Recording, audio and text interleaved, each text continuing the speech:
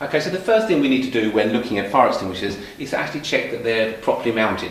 They can either be put on a stand as they are here, or they can be on a bracket on the wall. They cannot be floor mounted in any circumstances. So in this case, they're clearly visible and on a stand, so we can proceed to the first phase of testing. Okay, so the first thing we're going to do is to look at a CO2 extinguisher. This is a pressurised extinguisher. With all extinguishers, your first check that you need to do is to actually look at the label to check that it's actually been serviced within the last 13 months. In this case it has, so we move on from that to actually inspect the extinguisher. So what we're looking for is damage on the casing, so we rotate the whole extinguisher round. There's no damage to the side, so let's have a look underneath. Again, there's no damage, so that's good.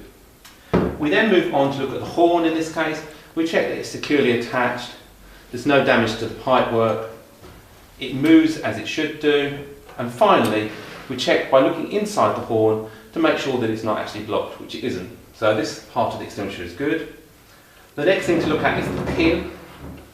So we check the pin to make sure it can move, which it does, that it's straight, no bends in it, so it will actually pull out, and finally that there's a security tag on it to make sure that it hasn't been tampered with.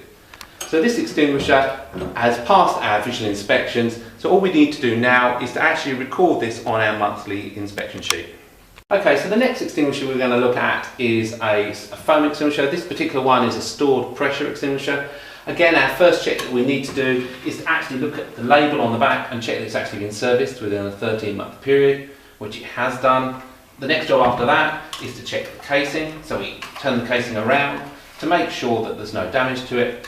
Checking the bottom as well, which is fine. On this extinguisher, our next job is to check the hose. So check that it's securely attached, there is no perishing along the length of the hose, and finally check that the nozzle is not actually blocked. Again, this is okay. Moving on from that, we move on to the pin. Again, we're checking to make sure that the pin actually moves, that it's totally straight with no bends in it, and there's a security tag on it, which there is. And on this extinguisher, because it's stored pressure, we have one final check to do, which is actually to look at the pressure gauge to make sure that it's within the green section.